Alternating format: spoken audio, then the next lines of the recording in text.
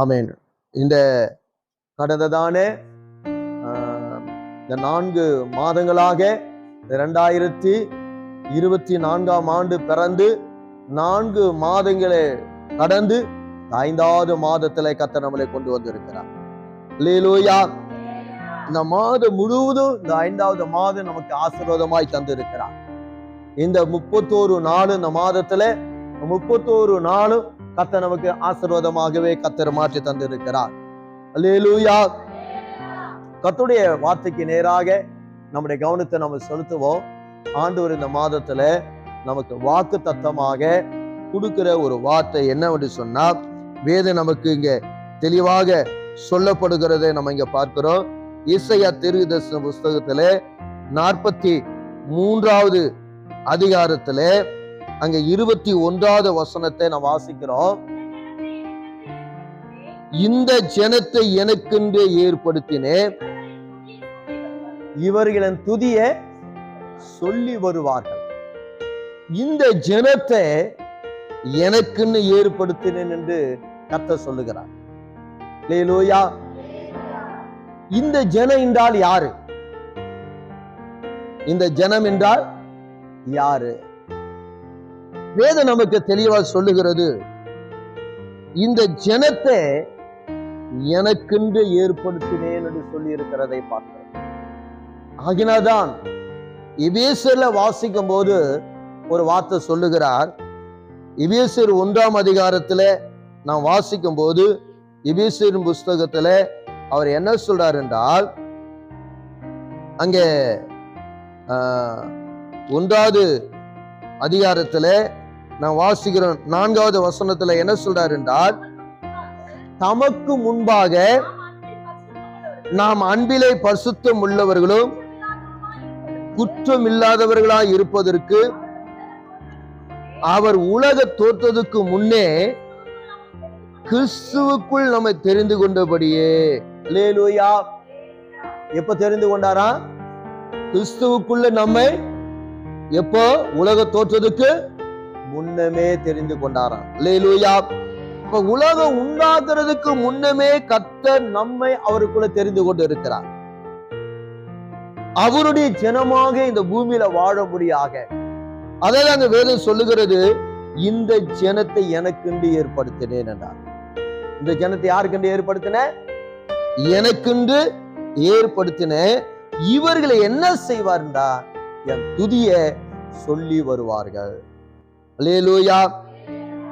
அதனால வேதம் நமக்கு தெளிவா சொல்லுகிறது, இவர்கள் எப்படி என்றால் அன்பிலே பரிசுத்தம் உள்ளவர்கள்.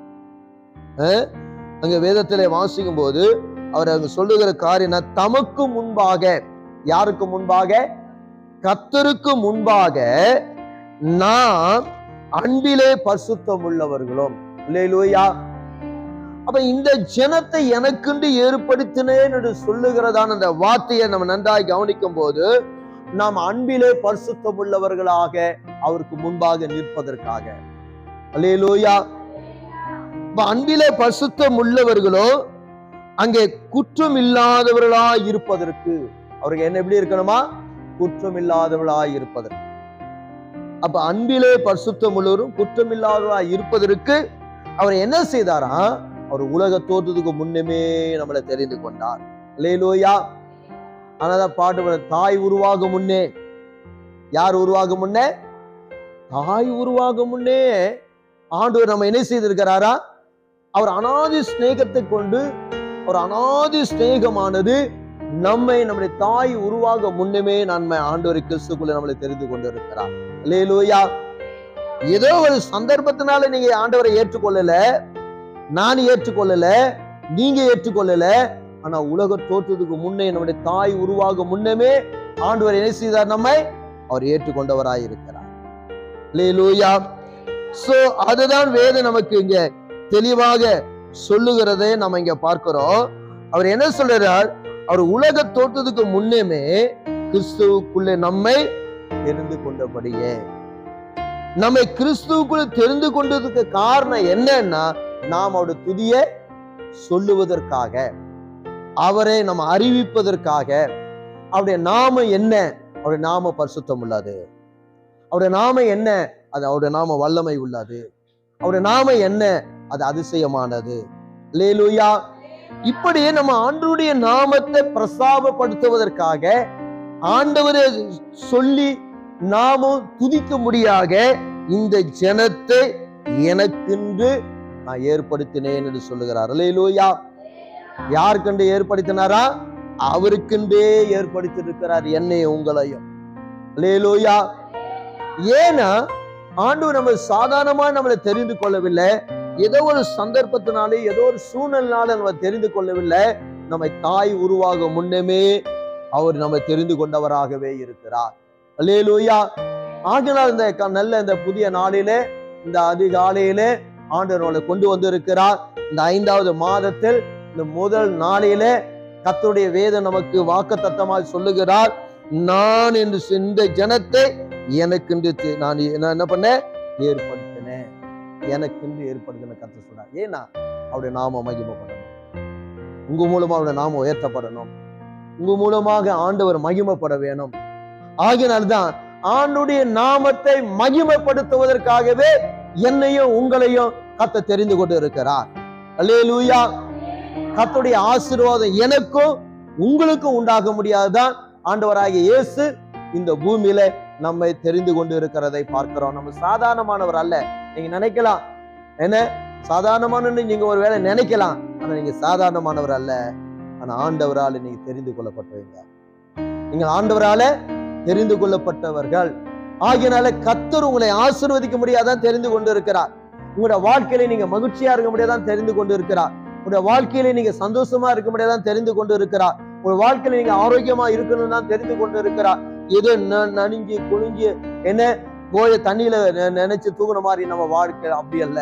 நம் நல்ல தைரியமான ஒரு வாழ்க்கை, விசுவாசமான நல்ல ஒரு வாழ்க்கை, மகிழ்ச்சியான நல்ல ஒரு வாழ்க்கையை இந்த பூமியில வாழ்வதற்காக கர்த்தர் நம்ம இந்த பூமியில தெரிந்து கொண்டு இருக்கிறார். அல்லேலூயா. நாம் இந்த பூமி அங்க என்ன செய்யணும்? சொல்லணும்.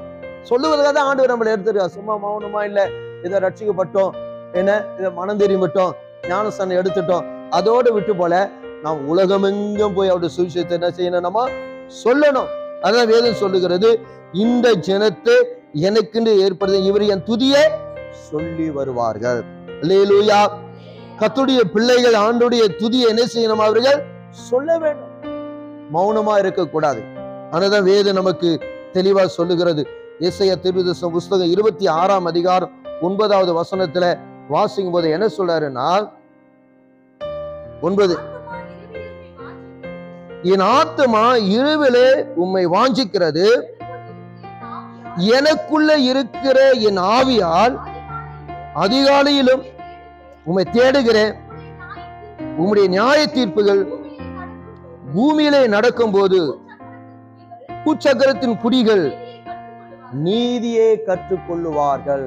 அல்லேலூயா. அப்ப பாருங்க, நீங்க சொல்றாரு, என் ஆவியிலே அதிகாலையிலே உம்மை தேடுகிறேன். எப்ப தேடுகிறேன்? அதிகாலையில உம்மை தேடுகிறேன். இந்த முதல் ஜாமத்துல நம்ம ஆண்டவரை தேடுகிறோம்.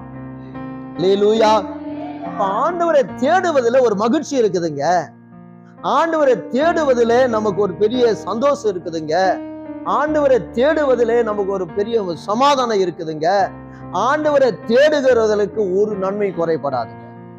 இந்த புதிய மாதத்துல நீ இந்த ஆண்டவரை இந்த கால வேளையில அதிகாலையில தேடுகிறன்னா இந்த மாதம் முழுவதும் உனக்கு ஒரு நன்மை குறைபடாது. கர்த்தர் எல்லாவற்றையும் உங்களுக்கு நிறைவாக மாற்றுகிறவராய் இருக்கிறார். அல்லேலூயா. ஆகினால்தான் இங்க வேதத்துல நான் வாசிக்கும்போது சொல்லுகிறார், என் ஆவியால் அதிகாலையில உம்மை தேடுகிறேன். அல்லேலூயா. கர்த்தருடைய பிள்ளைகளாகிய நம்முடைய வாழ்க்கையில கர்த்தரை தேடுகிறவர்களுக்கு ஒரு நன்மையும் குறைபடாது என்று சொல்லி இருக்கிறத நாம இங்க பார்க்கிறோம். 25ஆம் அதிகாரம் 8ஆம் வசனத்துல என்ன சொல்றாருன்னா, அவர் மரணத்தை ஜெயமாக விழுங்குவார்.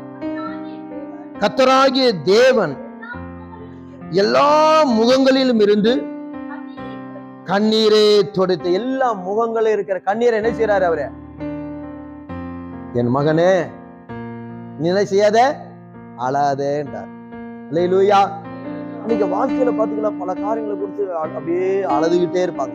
தாங்கள் அறியாமலே கண்ணீர் என்ன பண்ணுது, அறியாமலே கண்ணீர் என்ன பண்ணுது, கண்ணுல இருந்து தண்ணி சாரி அப்படியே கொட்டும். ஆனா ஏன் அழறான்னு அவங்களுக்கே தெரியாது. அல்லேலூயா. ஏன் அழறன்றது அவனுக்கு தெரியும். ஆனா ஆண்டவர் கண்ணீரை துடைக்கிறார். அல்லேலூயா. உன் இருதயத்தில் இருக்கிற வேதனை கர்த்தர் அறிகிறார். உன் இருதயத்தில் இருக்கிற துன்பத்தை கர்த்தர் அறிகிறார். நீ எந்த விதத்தில் நுறுக்கப்பட்டு இருக்கிற, நீ எந்த இடத்துல நீ அப்படியே ஒடுக்கப்பட்டு இருக்கிற என்பதை அதை அறிந்த தேவன் உன் கண்ணீரை கர்த்தர் துடைக்கிறார். என் மகளே நீ அழாதே என்று சொல்லுகிறார். என் மகனே என்ன செய்யாத அழாதே என்று சொல்லி நம்முடைய கண்ணீரை என்ன செய்கிறார், அவரே துடைக்கிறேன் என்று சொல்லுகிறார். அதனால்தான் அவர் மரணத்தை ஜெயமாக விழுங்குவார். மரணம் இல்லை நமக்கு. அல்லேலூயா. நமக்கு என்ன இல்லைங்க, மரணம் இல்லை, மரணம் இல்லை. ஏன்னா நம்ம கிறிஸ்தவங்க மரித்து போனவர்கள் அல்ல, நித்திரை அடைந்தவர்கள் தான். நம்ம எங்க இருக்கிறோம், நித்திரையில இருக்கிறோம். இல்லையில ஒரு நாள் வரும் நம்ம எழுந்திருப்போம், ஒரு நாள் வரும் நம்ம எழுந்திருப்போம். ஒரு நம்பிக்கையோடு தான் இந்த பூமியில நம்ம ஆண்டவர் என்ன செய்யறாருங்க, வாழ வைக்கிறார். அந்த விசுவாசத்துல அந்த நம்பிக்கையில தான் இதுவரை மற்றவர்களை போல துக்கித்து அழ, மற்றவர்களை போல அறிவில்லாம துக்கித்து அழுவார்கள் நாம் அல்ல. மற்றதான் அறிவில்லாம என்ன பண்றாங்களா, துக்கித்து அழுகிறார்கள். ஆனா நம்ம அப்படி இல்லை, நமக்கு ஒரு நிச்சயம் இருக்கிறது, ஒரு விசுவாசம் இருக்கிறது. ஏன்னா நாம் மரிக்கல, நம்ம நித்திரையில இருக்கிறோம். ஒரு நாள் வரும் நம்ம எழுந்திருப்போம், ஒரு நாள் வரும் நம்ம எழுந்திருப்போன்ற ஒரு விசுவாசம் நமக்குள்ள இருக்கு. அதான் ஆண்டவர் சொல்றாரு, மரணத்தை அவர் ஜெயமாக விழுங்குவார். கர்த்தராகிய தேவன் எல்லாருடைய முகங்களிலிருந்து கண்ணீரை துடைத்து தமது ஜனத்தின் நிந்திய பூமியில இராதபடிக்கு முற்றிலும் என்ன செய்வார், அவரை நீக்கி விடுவார். அல்லேலூயா. கர்த்தரே இதை சொன்னார், கர்த்தரே சொல்லுகிறார். இந்த அதிகாலையில ஆண்டவராகிய இயேசு அன்பான சகோதரிகளுக்கும் அன்பான சகோதரர்களுக்கும் அன்பான தாய்மார்களுக்கும் ஆண்டவர் சொல்லுகிறார், நீர் அழாதே என்று சொல்லுகிறார். அல்லேலூயா, அல்லேலூயா. அவர் தமது ஜனத்தின் நிந்தைய பூமியில இராதபடிக்கு முற்றிலும் அவரை நீக்கி போடுகிறவராயிருக்கிறார். இதை கர்த்தரே சொல்லுகிறார். நம் மூலமாக அதை மகிமைப்பட வேண்டியதாக இருக்கிறதை பார்க்கிறோம். அல்லேலூயா. நாம் யாவரும் கண்களை மூடி ஜெபம் செய்வோம். எங்களை அதிகமாக நேசிக்கிற எங்கள் நல்ல பிதாவே, நல்ல வேலைக்காய் நன்றியோடு சோதரிக்கிறோம். கடந்ததான ஆண்டவரே 4 மாதங்களாய் பாதுகாத்து ஆண்டவரே இந்த புதிய 5வது மாதத்திலே கொண்டு வந்து இருக்கிறதுக்காக நன்றி செலுத்துகிறோம். ஆண்டவரே இந்த நிகழ்ச்சியை ஆண்டவரே கேட்க கொண்டு இருக்கிறதான அருமையான அன்பு சகோதரிகளுக்காக, சகோதரர்களுக்காக, தாய்மார்களுக்காக, தகப்பமார்களுக்காக நாங்கள் ஜெபிக்கிறோம். ஆண்டவரே இவர்களை யாவரையும் இந்த புதிய மாதத்திலே ஆசீர்வதிப்பீராக. ஆண்டவரே இவருடைய வாழ்க்கையில ஒரு அற்புதங்களை செய்யும். ஆண்டவரே இதை கேட்டுக்கொண்டு இருக்கிறதான ஒவ்வொருடைய வாழ்க்கையிலும் அதிசயங்களை செய்ய முடியாது நாங்கள் ஜெபிக்கிறோம். ஆண்டவரே இவருடைய வாழ்க்கையில கர்த்தாவே ஒரு பெரிய விடுதலை கொடுத்து இந்த மாதம் ஆண்டவர் நல்ல ஒரு விடுதலை உள்ள மாதமாக பிள்ளைகளுக்கு காண முடியும், உதவி செய்ய முடியாது நாங்கள் ஜெபிக்கிறோம். ஆண்டவரே இந்த மாதத்துல 31 நாளும் ஆண்டவரே ஒவ்வொரு நாளும் பிள்ளைகளுடைய போகலையும் வருகிலும் வேலை ஸ்தலங்களிலும் மற்றெல்லா பிரயாணங்களில் என் தேவனுடைய கரம், என் தேவனுடைய பிரசனோட மகிமை இந்த பிள்ளைகளோடு கூட இருக்க உதவி செய்வீராக. அனைவரையும் காத்துக்கொள்ளுங்கப்பா. ஆண்டவரே இந்த மாதத்துல நடக்கிற ஒவ்வொரு நிகழ்ச்சிகளையும், ஒவ்வொரு கூட்டங்களையும், ஜபங்களையும் ஏற்பராக ஆண்டவர் வருகிற ஜனங்களை ஆசீர்வதிங்க, இதை கேட்கிறவர்களை ஆசீர்வதிங்க. முத நாம மாத்திரம் மகிமைப்படும். எல்லா துதியும் கனமும் மகிமெல்லாம் ஒருவருக்கே சொல்லுங்க. இயேசுவின் நாமத்துல கேட்கிறோம் பிதாவே, ஆமென். ஆத்துமாவே கர்த்தரை ஸ்தோத்திரி, முழுமே பரிசுத்த நாமத்தை ஸ்தோத்திரி. ஆத்துமாவே கர்த்தரை ஸ்தோத்திரி, கர்த்தர் செய்த சகல உபகாரங்களையும் மறவாது. ஆமென். நம்முடைய கர்த்தராகிய இயேசு கிருபையும் பிதாவாகிய தேவனுடைய அன்பும் பரிசுத்த ஆவியானுடைய அன்பின் ஐக்கியமும் காவலும் சமாதானமும் சந்தோஷமும் நாம் அனைவரோடும் கேட்டு கொண்டு இருக்கிற தேவ பிள்ளைகளோடும் கர்த்தர் வருவலும் சதா காலமும் நம்மோடு கூட இருப்பாராக. ஆமென். அல்லேலூயா, அல்லேலூயா, அல்லேலூயா. ஆமென். கர்த்தருக்கு ஸ்தோத்திரம். அவரின் கர்த்தர் ஆசீர்வதிப்பார். God bless you. கர்த்தருடைய நாமம் மகிமைப்படுவதாக. ஆமென். Thank you.